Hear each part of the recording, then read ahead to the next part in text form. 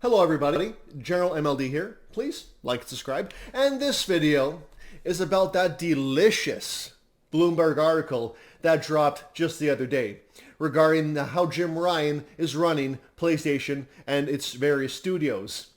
Now, if it's not, it's good for us that Xbox has good news every week. But it's even better when PlayStation has bad news every week. It just makes it all the sweeter.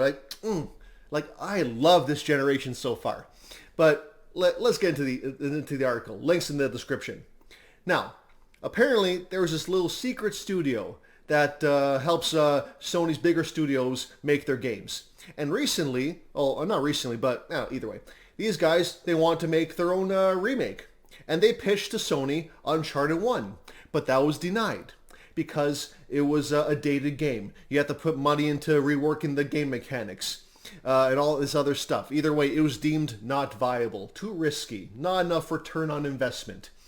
So what does Sony pitch instead? Oh, guys, remake The Last of Us Part 1. That would be a big winner right there. And of course, the internet just goes on fire because this game does not need a remake right now. It already had a remaster on PS4. So now, you have so many dormant IPs on PlayStation. This is where the majority of the outrage comes from. Pick one of those. Pick a game that deserves to be brought into the present, to be rediscovered. This just strikes me as a lazy cash grab because Sony knows people will buy Last of Us just because it's Last of Us. But what's really funny is that this article, it leaked the announcement. This game is not officially announced yet. The article announced the game on their terms and put it in a very bad light. Sony would have preferred, obviously, to announce this game on their terms. But now, once they do officially announce it, everyone's going to be like, yeah, we know about it. And we don't fucking like it. So, it's just so funny how this is going down. It really, really points to how different the PlayStation and Xbox culture is regarding their studios and what games they do. But the article gets better than this.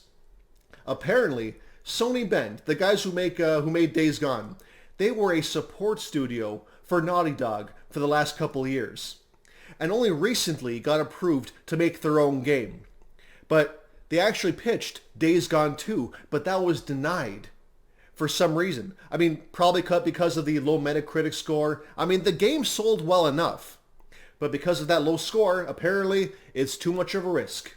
Not creatively viable. So now they're making their own game, but it's going to be years before we see it. But anyone who liked Days Gone, good luck. You're out of luck, actually. So that's all there is to it. It really paints the whole picture now.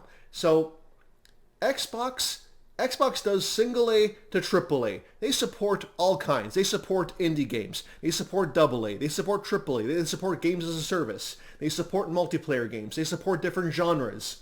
Sony, their big games, they're all starting to blur together. Let's see if I can remember it right now. Single player, third person, story driven, cinematic, triple A, action adventure. That's all they are. Yes, those are different gameplay experiences. Yes, they could be different genres technically, but really it's the cookie cutter roadmap. It's all starting to blur together.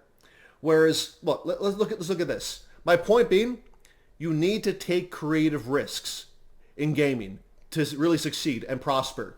PS3, I said this on Twitter, PS3 has some of the most variety among Sony's first party, and that really made their library all the better for it.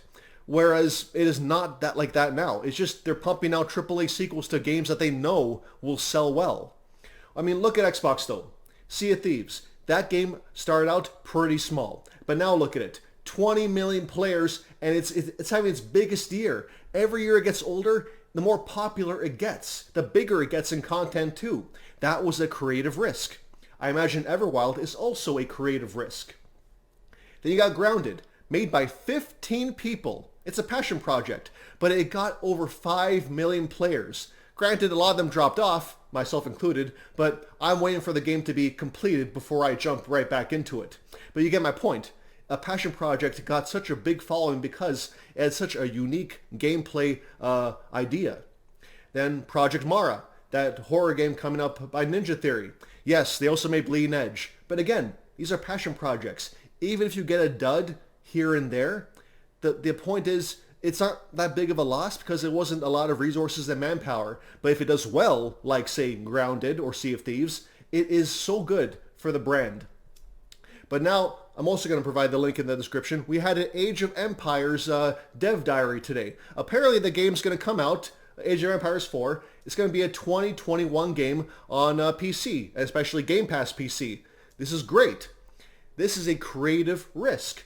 Like, when was the last time Sony made a first-party RTS? Yeah, I thought so. This is something that Xbox and Phil Spencer approved, even though it's not a AAA third-person story-driven action-adventure, because it has its own place. It has its own following. Niche genres need to be respected and supported too, just like AAA games need to be respected and supported too. That's what Xbox brings to the table. Variety, genre diversity. Sony, Jim Ryan, they are so out of touch. They're just doing what makes money, and they're neglecting that certain magic of what gamers really want to see. They want to see new things, new experiences, old, new, big budget, small budget, all that stuff. And only here is Xbox truly delivering. So that's all that needs to be said. This is a great month so far. Looking forward to the rest. See you guys.